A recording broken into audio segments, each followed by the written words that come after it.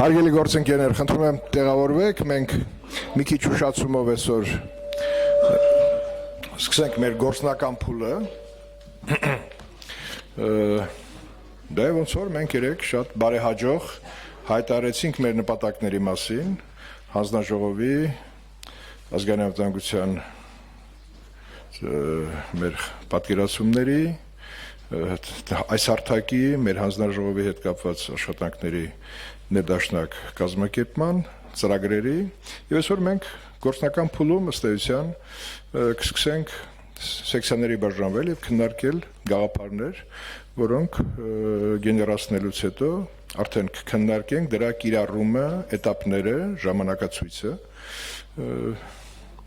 եւ գործնական փուլը միշտ ամենակարևորն է եւ հենց նրա սկիզբն է շատ կարևոր, նրա սկիզբը ճիշտ հայտարարելուց սկսած իրականություն դարձնելուց կախված է մենք տարվա ընթացքում ինչպիսի ձեռքբերումներ կարող ենք ունենալ։ Քանի որ մեր հանձնաժողովների անդամները այստեղ մասնակցում են, բայց 10:30 էլ հանձնաժողովի նիստ է լինելու, մենք կմնանք այստեղ ձեր հետ կարճ, հանձնաժողովի նիստը կանենք, եթե նիստը ավարտելուց հետո մենք կունենանք ժամանակ, նորից կմիանանք ձեզ Պաշտպանության հանձնաժողովի անդամները եւ կլինեն էլի պատգամավորներ, որոնք ցանկություն ունեն մասնակցել մեր հարթակի հետ կապված աշխատանքներին։ Այսքանը կարծում եմ, պարոն Հակոբյան, մոտեցեք այստեղ։ Դու մոտեցի այստեղ։ Հիմա ես փոխանցում եմ այսօրվա գործնական փուլի կառավարումը, խնդրեմ։ Դուք շարունակում եք, մենք կարճ ժամանակով լքում ենք ձեզ, հետո պատգամավորներով նորից վերադառնում ենք այստեղ։ Պարոն Ազարյան, ես ձեր հետ խոսեցի, դուք էլ մեզ հետ միասին, հետո մենք այսպես թե այնպես անմասն չենք մնա այսօրվա աշխատանքից, որովհետև սա մեր փաստորեն կարևոր մյուս փուլի սկիզբն է հայտարարվում եւ արվում է դա, եւ քննարկումները կարծում եմ բարեհաջող մեզ նոր գաղափարներ, նոր մտքեր, նոր ծրագրային դրույթներ, որոնք մենք նախ այս տարի արդեն որոշ մասը քննարկել ենք Դիլիջանում, չէ՞, մենք որոշ քննարկել ենք եւ այսօր կհարստացնենք դա։ Շնորհակալություն։ Մեզ ներող կլինեք, կարճ ժամանակով լքում ենք ձեզ, կմիանանք մեր հանձնաժողովի աշխատանքների ավարտից անմիջապես հետո։ Անձամբ ես, որ կլինեմ ձեր հետ։ Եվ կարծում եմ հանձնաժողովի մյուս անդամները եւս։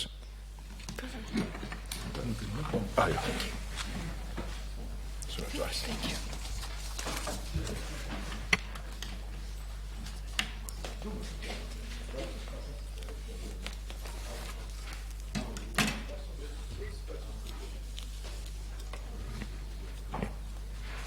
Good morning, everyone, and I would just like to welcome you on behalf of the OSCE. We'll keep myself short because we have very short, precious time ahead of us, and we want to make the most out of it. I agree it was a very successful event yesterday, and I was very happy to witness this very shortly after Dilijan. We managed to get together here and launch this platform officially. I do agree, as we discussed yesterday, good and democratic governance is a prerequisite for a prosperous Armenia. There are various topics that we can discuss within the framework of this platform, and I think the more it becomes really important that we prioritize, that we agree on concrete steps, milestones, the timeline over the next year, and I think this is what we hear today, and we will not leave this room until we've agreed, right, on next concrete steps. So I just want to say that from the OSCE side, we are here to support you in this process, to support those meetings, to support an inclusive dialogue, and also to provide various capacity building activities for the members of this platform. Maybe before I hand over, I just wanted to make one more point on the membership of this platform. The question came up a few times yesterday, and just to make this clear, it's an open platform, also where NGOs can join if they bring the required experience and history relevant to the security sector. But I think it shouldn't be seen as something that's closed as such. We have a good number on really competent civil society organizations on board, and I'm very, very happy about this, but it doesn't mean that it is limited to kind of this club of civil society organizations, given that they bring, of course, the required background and experience. So with this, I look forward to today and to a good discussion, and let us together identify concrete steps to bring this forward. Thank you. I'll hand over with this to you, David. Thank you. Oops. Բարև ձեզ։ Շնորհակալություն, որ այսօր եկել եք մասնակցելու մեր պլատֆորմի առաջին ուրեմն հանդիպմանը։ Այսօրվա մեր հիմնական նպատակն է բարձել այս մեկ տարվա ընթացքում մեր անելիքները։ Այդ նպատակով մենք պատրաստել ենք որոշակի հարցերի շրջանակ, որը ըստ էության կրում է զուտ ուղղորդող նպատակ, այսինքն որպեսզի կարողանանք ուղղորդել քննարկումները, տալ որոշակի մտքեր, սակայն ամենևին չենք ցանկանում կաշկանդել պլատֆորմի աշխատանքների ուրեմն շրջանակը, այլ նպատակը, որպեսզի քննարկումների արդյունքում վերհանենք մոտակա 1 տարվա անելիքները։ Կցանկանայի Ալեքսանդրայի ասացին ավելացնել, որ այո, պլատֆորմը բաց է լինելու եւ երևի թե մոտակա ժամանակ հանձնաժողովը ինչպես տեղեկացա հայտարարություն կանի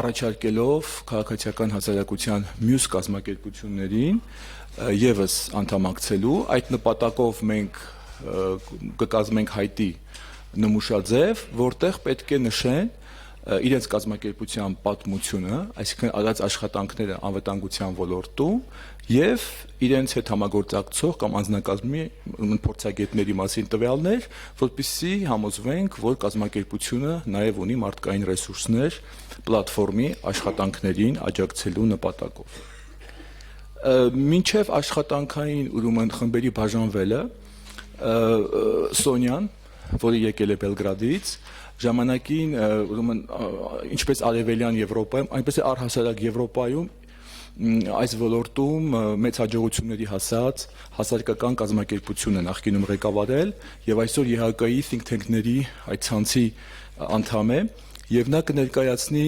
մասնավորապես մեր անցած ճանապարհը Դիլիջանում տեղի ունեցած հանդիպումների ուրեմն արդյունքները, որտեղ այստեղ որոշ անդամներ առաջին անգամ են մասնակցում, որպեսզի դուք էլ ի սկզբանե կրկին տեղեկացվեք, թե ինչ է տեղի ունեցել նախապատմությունը, իսկ այնուհետև կանցնենք ուրեմն կբաժանվենք խմբերի եւ կսկսենք բուն աշխատանքը։ Նաեւ պլատֆորմի աշխատանքի արդյունավետության տեսանկյունից ցանկալի է, որպեսզի անդամ կառույցները, կազմակերպությունները հնարավորինս նույն անդամին գործուղեն պլատֆորմ, որպեսզի ամեն անգամ կարիք չլինի ներկայացնել նախկին հանդիպումների աշխատանք, այդ շարունակականությունը ապահովելու նպատակով, որքան ինձ հայտնի է, պարոն Քոչարյանը խնդրել է համապատասխան կառույցներին, որպեսզի նշանակեն անդամներ, որոնք հնարավորինս մշտապես ուրեմն կմասնակցեն, կներկայացնեն իրենց կառույցները։ Իսկ հիմա խոսքը տանք Սոնյային, որը կներկայացնի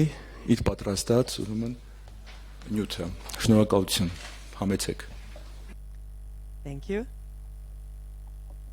Done? Yeah. Okay. Good morning, everyone. My name is Sonia Stojanovic Gajic.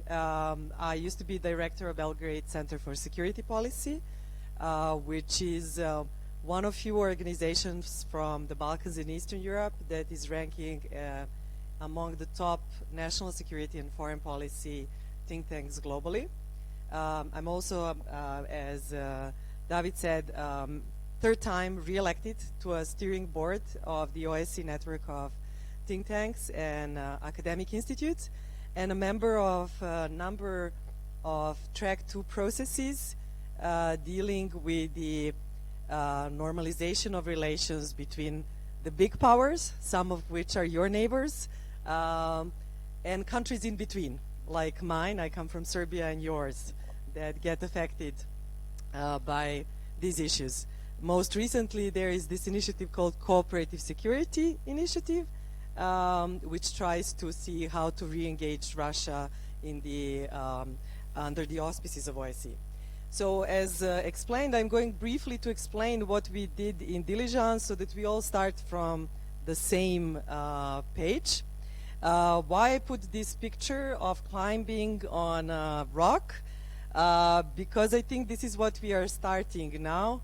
We are starting to climb, and in Dilijan, my photo that I shared was that this group was jumping out of plane together, hand in hand, and if someone pulls in one direction or the other could be hurt. But fortunately, you landed well, and there was an agreement on the overarching objective of platform, which is to do with democratic civilian oversight. So it's not, from what I understood, to modernize and deal with technical issues of security sector reform. There is an expertise for that in security institutions. The added value of this platform is to improve democratic civilian oversight of security institutions. And these were the four specific objectives or lines of work agreed. So public awareness, so educating citizens on their rights and also the competencies of institutions and other civil society actors was voted as number one priority both by representatives of state institutions and civil society. Then there was contribution to national security strategy and legislative and policy development. And we heard about it a lot yesterday from Mr. Kocharian. And it seems that this year is really a key year in this respect for Armenia. The third area, which was very interesting, was strengthening capacities or knowledge. And there was a good debate in Dilijan who needs strengthening.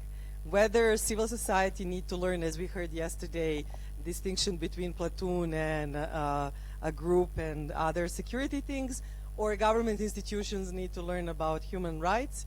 At the end, it was discussed that the new thing would be to actually do some joint learning, to see which are topics relevant for what's going on in Armenia, where both sides would get introduction to the best international standards, analytical tools, and so on. And then also this exchange of learning each other. And last but not the least, as we've said, the overall purpose is oversight, democratic oversight of security institutions. The monitoring is the key instrument of it, so that's the function of this platform. And now I'll go in more details, and if any of you has a question, whether you have been in Dilijan or not, feel free to interrupt me. Okay. Based on Dilijan discussions and in interviews I had with civil society in last week, this is a summary of approach or what makes this platform unique. So as we heard yesterday from Secretary of National Security Strategy, there's this assumption that more democratic control actually strengthens security of Armenia and your state. So this is a 0-point assumption. And then there are assumptions of why you gather, and I hope you will feel free to use this when you advertise the good work of Armenia abroad, because if you succeed, you will have a product to sell to other countries and share with them. So the added value of all of us sitting together are these 3 points. One is we will see the problems better if we combine the perspectives. If we get those whose primary job is to provide security, military, police, national security service, investigative bodies, to give perspective on the problems from their work, but also to hear civil society and oversight institutions. So kind of combining a puzzle to see. Sometimes you might have an opposite perspective, but it's good to clarify and explain and educate each other and see where you can agree, because then you will be more competent also in explaining to the citizens. The second one is about a mental shift. I think it will be, especially for civil society, that has worked very much to help individual citizens, that they can bring this to the floor, but that this platform is to discuss systemic level solutions. So it's not to help an individual person, but you can present insights from the case, you can present procedures that you identify are not functioning, but it is to either see what is missing at the level of whole security sector, and I think yesterday it was mentioned a couple of times, for example, issue of confidentiality, not having clear criteria, how to balance between transparency and confidentiality, or what is the problem at the level of particular institution with which the civil society had experience with. And we have very experienced organizations here that many of whom have monitored penitentiary systems, detention systems for years, provided legal aid to individual citizens and conscripts all the way to the European Court of Human Rights. So they have a very rich experience. And last but not the least, this platform is not envisaged to replace all other institutional channels. It should complement and contribute to other possibilities and see how some of the proposals you make may go back into system. For example, to revive some of the monitoring groups that have been put in place or public councils. Is it okay? Yeah? The same page? It's a bit abstract, but okay. Now we are going into details. So agreements from Dilijan. In Dilijan, there was an agreement to have a regular meeting, everyone together at least once in 3 months. Yesterday I heard proposal from Mr. Kocheren to have even more frequently, initial maybe every month. Decide today, at least for first few months, how often do you want to meet? And then there are these 4 group of priorities. In regards to policy or legislative development, the first group, there was a proposal from Dilijan not to jump from one piece to another, but to try to develop a roadmap on how, in comprehensive way, to diagnose what are the legislative gaps, where democratic oversight could be strengthened, and then to provide a timetable. However, this is ideal situation, but I understand that there are many things on agenda in Parliament and proposed by government, so you'll probably have to combine this comprehensive way with helping with the current issues. A second priority, joint capacity building. As I mentioned, third, public awareness and monitoring. And then I'll just briefly go through each of the groups to say what you should discuss. And as David has mentioned, you will be working in smaller groups initially, but you will come back and have all an opportunity to discuss all groups based on input from smaller groups. Okay. You climbed the rock by listening to me, and the working groups is climbing the mountain.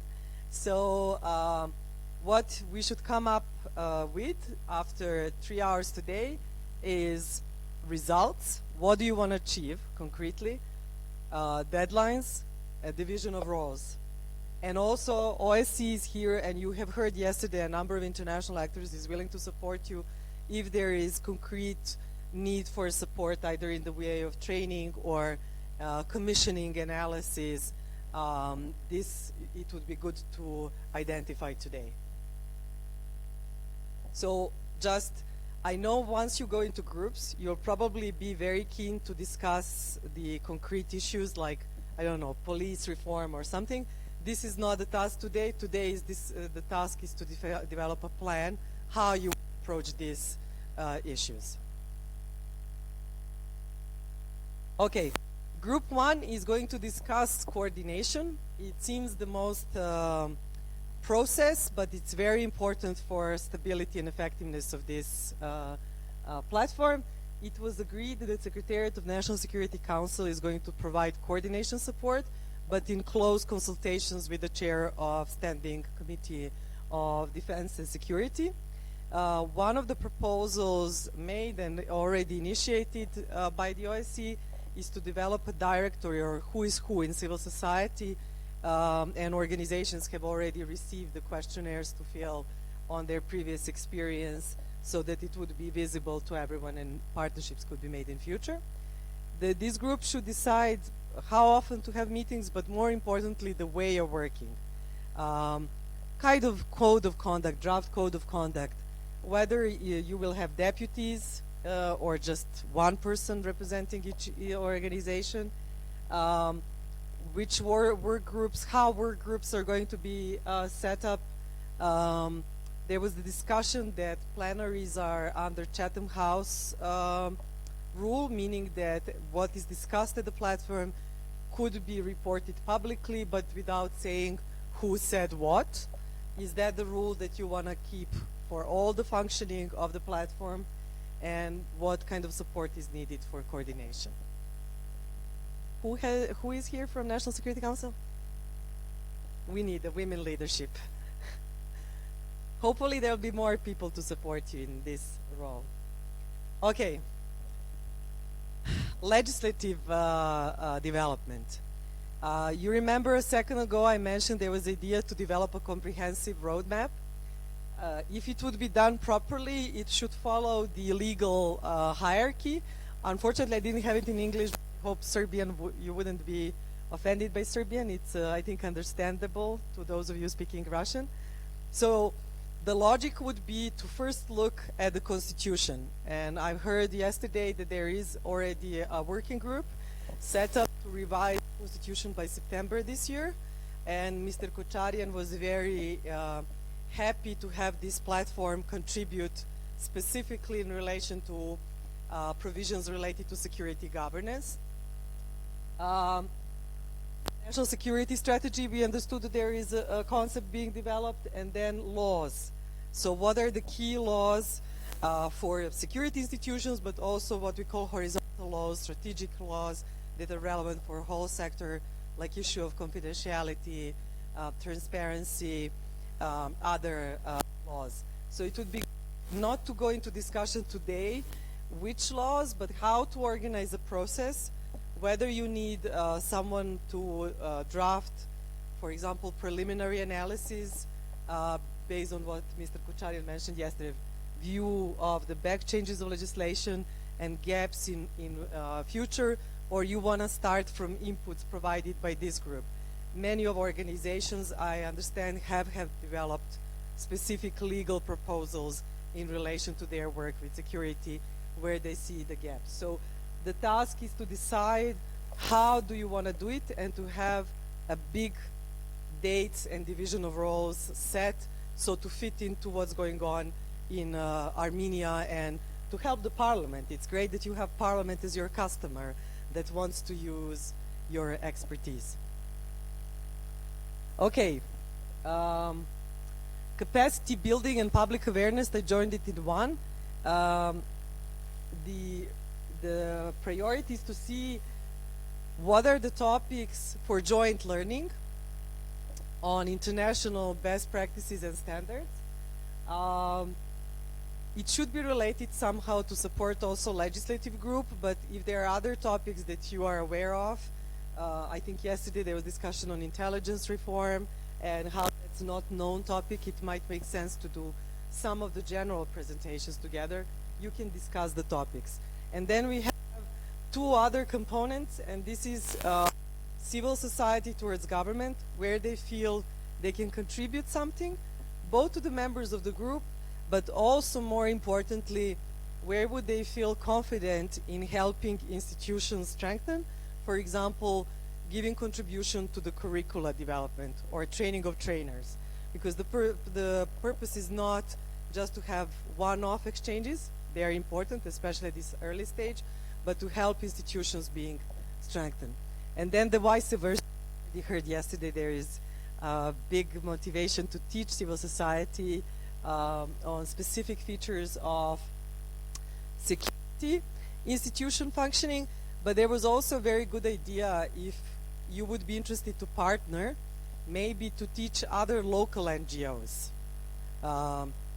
For example, I'm just thinking from the top of my head, someone from MOD with organizations with an expertise on rights of conscripts going together and doing a training for civil society organizations outside of Yerevan in the regions. I'm just throwing in, but you can say we don't want to do it. And then public awareness, it's very broad, it can be anything. But we have now, 10 months until the end of year? What is the priority? And again, if you can think not of just one-off activities, but also how to strengthen institutions. I understand that there are programs in your schools where students are learning about army, and I understand and I've seen excellent products, handbooks produced by NGOs based on their long experience on the rights of conscripts and so on. Can there be a connection? Can this be discussed? Not to introduce it by force, but just to see how their experience could be maybe introduced. Edgar is not here, but they really have a very good visual presentation for high school students on it. And one of the ideas, and I'll stop here, was maybe even to do a joint tour of a country to discuss the issue of non-combat debts, which I understand is in use, and discuss it in the region, so representatives of institutions and civil society. And this brings us to the Group 4 monitoring, which we left open. We have not given any topic, but this is, I think, the key motive why this platform was established. So what would be one issue for this year, or some step where monitoring could start? So this is all from me. And I'll hand over now to David Can. Can I use the Can? Now to present some of the options. Շնորհակալություն։ Ես կուզենայի ուղղակի նաև ավելացնել, որ այս պլատֆորմի ստեղծման գաղափարը նաև մեծապես պայմանավորված է, որ երեք բոլոր կողմերի միջև արկալին իսկապես մեծ սիներգիա, այսինքն փոխադարձ օգտակարություն, որ պարլամենտը ցանկանում է տրամադրել քաղաքացիական հասարակության կազմակերպություններին իր արսենալում արկա գործիքակազմը, այսինքն որպեսզի քաղաքացիական հասարակության կազմակերպությունները հնարավորինս արդյունավետ կարողանան մասնակցել լսումների, քննարկումների, ինչու՞ չէ նաև անհրաժեշտության դեպքում քննիչ հանձնաժողովների միջոցով եւ ավելի արդյունավետ իրականացնեն քաղաքացիական վերահսկողություն։ Մյուս կողմից անվտանգության ոլորտում հանրային ծառայություններ մատուցող կառույցները եւս շահագրգռված են, որպեսզի քաղաքացիական հասարակության կազմակերպությունները ունենան այն կարողությունները, պատշաճ կարողությունները, որպեսզի իրականացնեն արդյունավետ վերահսկողություն, որտեղ բնականաբար արդյունավետ վերահսկողության պայմաններում առաջին հերթին հենց շահում են, շահառուներն են նաև, ինչու՞ չէ, գործադիր իշխանության մարմինները։ Եվ այսօր մենք որոշեցինք այսպես ուղղորդող թեմաներ սահմանել այս 4 էջանոց փաստաթղթում, որովհետև կարող ենք լինել ամբիցիոզ, սահմանել շատ թեմաներ, սակայն պետք է հաշվի նստել մեր ունեցած կարողություններով։ Այդ պատճառով, եթե դուք տեսնեք, մենք բազմիցս հարցնում ենք, փորձում ենք ողջել օրինակ քաղաքացիական հասարակության կազմակերպությունների փորձառությունները, նրանց հետաքրքրության առարկա հանդիսացող թեմաները, ոլորտներ, որտեղ իրենք գտնում են, որ կարող են ունեն այդ կարողությունները իրականացնելու պատշաճ վերահսկողություն, ինչու՞ չէ նաև մասնակցել քաղաքականության մշակմանը, այդ նպատակով այս հանդիպումը նպատակ ունի իսկապես վերհանել հենց առաջին հանդիպման ընթացքում կարողությունները եւ այդ պատճառով մենք նաև սահմանել ենք կրթական կարողությունների ուժեղացման խմբում որպեսզի մի խումբը մասնակցի մյուս խմբի կարողությունների ուժեղացմանը։ Գործադիր իշխանության մարմինները ինչ չէ կարող են կազմակերպել տրեյնինգներ քաղաքացիական հասարակության կազմակերպությունների համար, իսկ քաղաքացիական կազմակերպության մարմինների կառույցների կողմից արդեն իսկ մշակված նյութերը, տրեյնինգները կարող են օֆիցիալ պաշտոնական խողովակներով նաև մաս կազմեն ակադեմիաների կամ տարեկան մշտական տրեյնինգների այդ փաթեթների մի մաս կազմեն։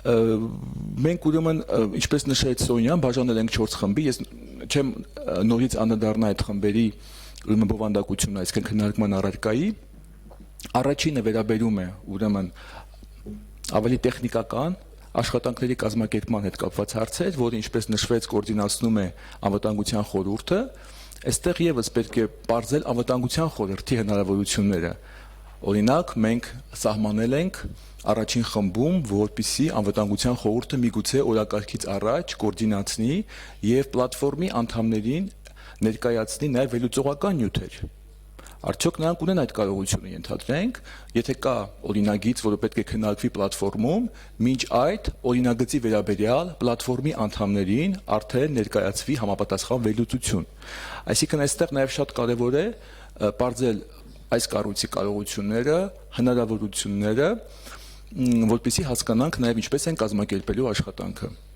Մի բան ակնհայտ է, որ պետք է լինի ինֆորմացիայի փոխանակություն, այդ հնարավորությունը կտրվի, որ եթե մի կառույց, մի կազմակերպություն ունի արդեն վերլուծություն կիսվի մյուսների հետ, սակայն կարող ենք նաև սահմանել մշտական կամ ռոտացիոն հիմունքներով, որևէ կամ ըստ թեմաների պլատֆորմի անդամներին նաև տալ նման լիազորություն, որպեսզի առանձին թեմաներով իրենք մշտապես ներկայացնեն վերլուծություններ պլատֆորմի անդամներին։ Այսինքն հնարավորինս աշխատանքը լինի եւ ներառական, եւ կոլեկտիվ, եւ մասնակցային։ Այդ նպատակով պետք է հասկանալ իսկապես կարողությունները։ Մենք գիտենք, որ այստեղ այո նշվեց սահմանադրական բարեփոխումներ, մենք գիտենք, որ սեպտեմբերին պետք է լինի առաջին նախագիծը եւ հաշվի առնելով որ անվտանգության ոլորտին կամ բազմաթիվ վերաբերիլ դրույթներ եւ հատկապես պարլամենտական վերահսկողության տեսանկյունից մենք եւս պլատֆորմը կարող է հանդես գալ առանձին առաջարկություններով։ Իդեպ քննարկման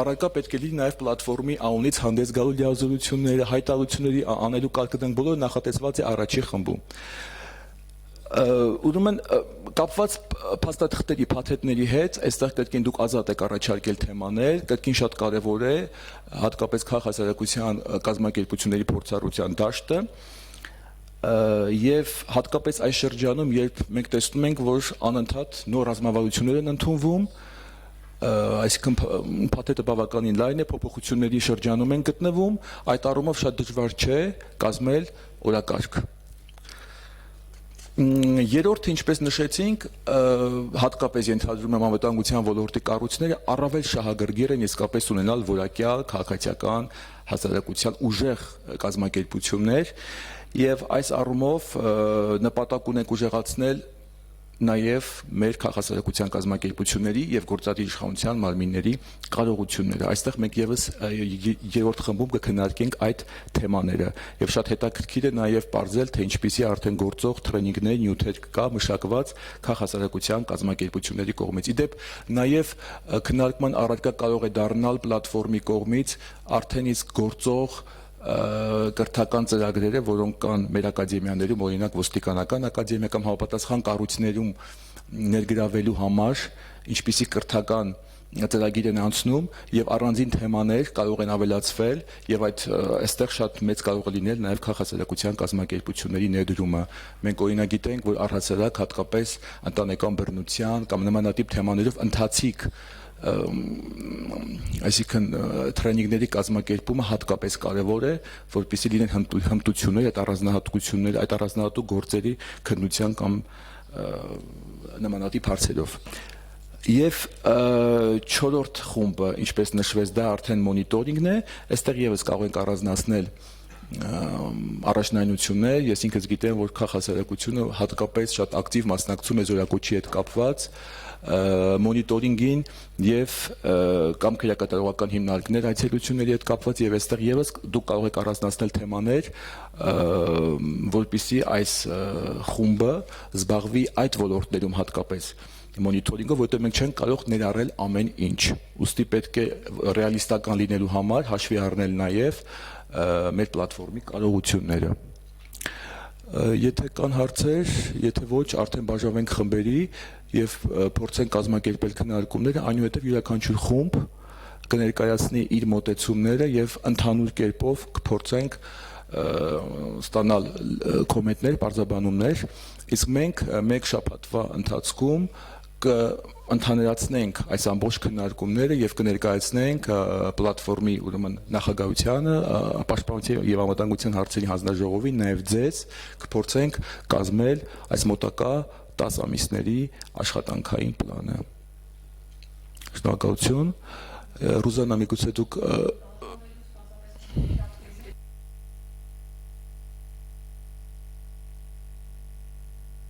Մենք կուզեինք այնպես բաժանել խմբերը, որպեսզի քաղաքասարակության եւ հաստատություններից այսպես խառը խմբեր ստեղծվեն, էլի, քանի որ ոչ բոլորին ենք ճանաչում դեմքով եւ անունով, պետք է այսպես ինքնակազմակերպվենք, հա, ինչ որ ձևի, եկեք 4 տեղ առանձնացնենք սենյակում, հա, ասենք մի խումբը այս սեղանի շուրջ,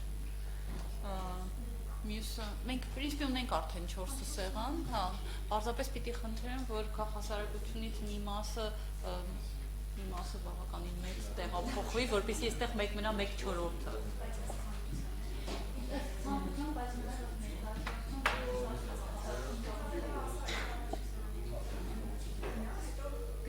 Rosanna?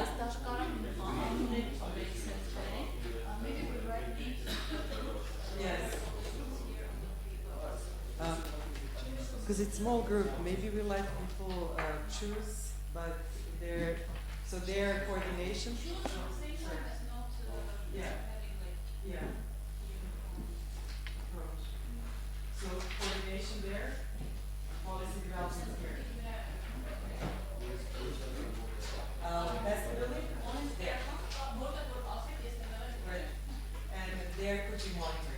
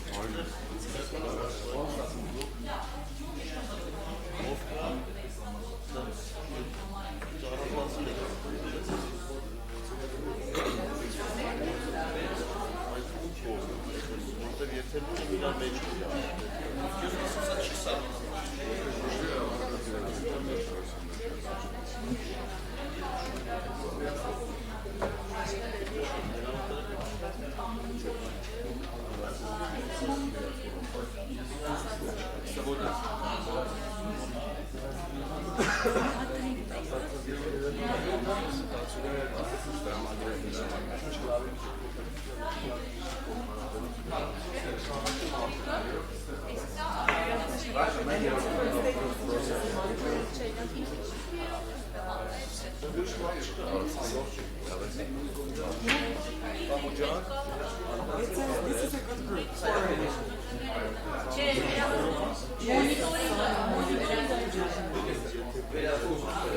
Small groups, I think 4 is going to be each.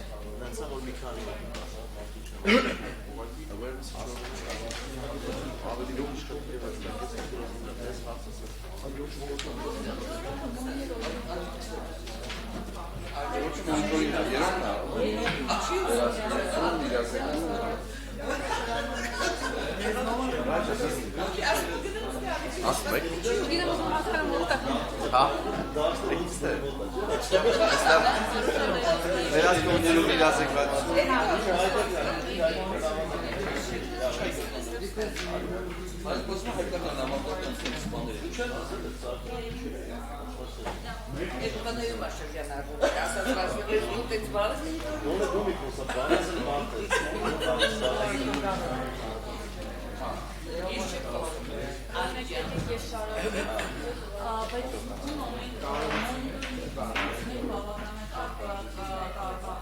You are in the coordination group. I'm sorry. You want to do my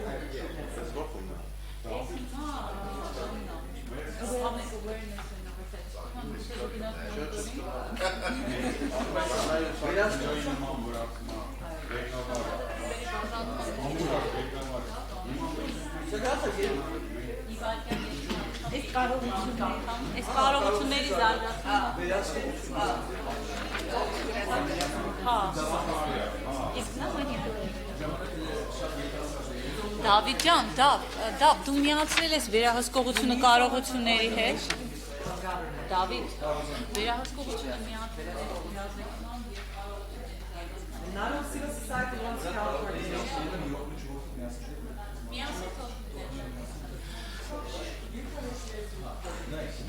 Sonia, maybe we combine the search.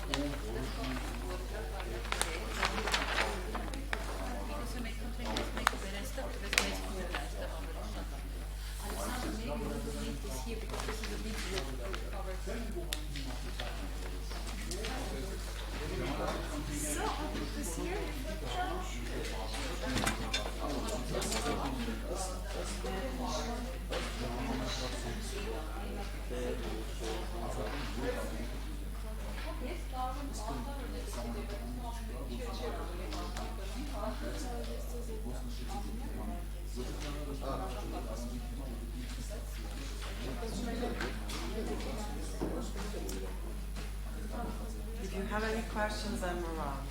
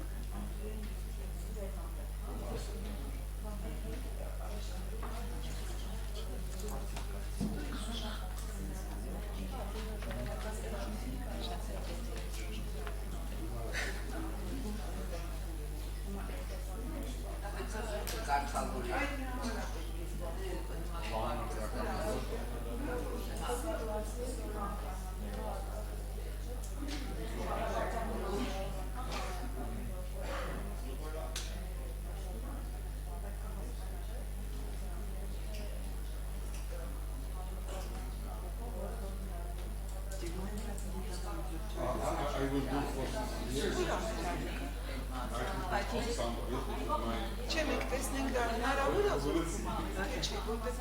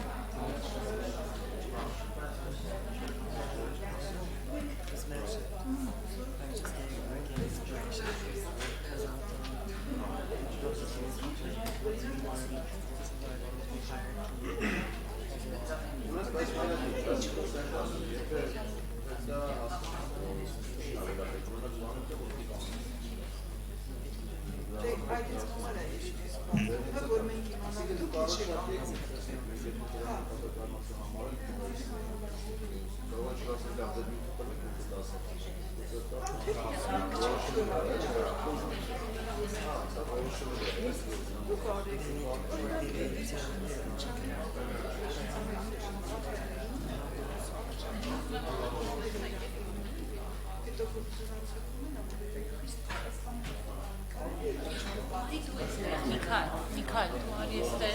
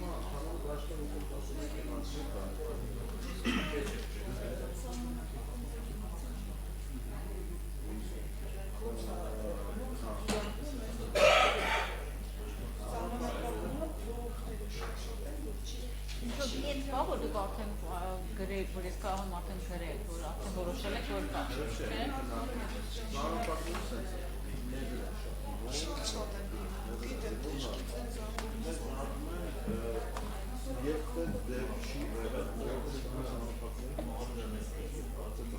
Do you have anything specific?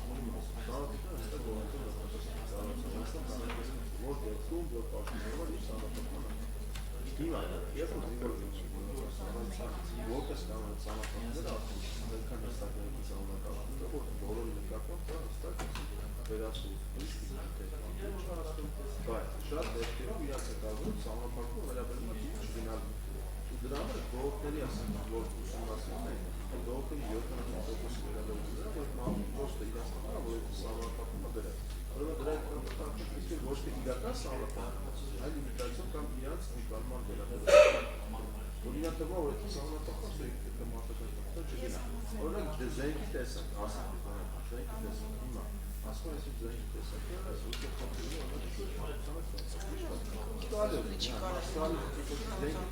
այդ զենքը ասում է, լավ, ինձ դեր, ոնց կարող է պատկերացնել, որ նորմալ ոչ բան։ Հիմա զենքի տեսակ երկու օգուտ վրա դրա դրայքով պատկերացնել կան, երկուսի դեպքում ինչի ծանոթություն չի եղել։ Բայց երկուսով արդեն իսկ եկի բողոքից ստացել, երկուսով չէ, երկու դեպքում ծանոթացնենք, այստեղ իրավական անունով խնդիր չկա, այստեղ կա կանոնի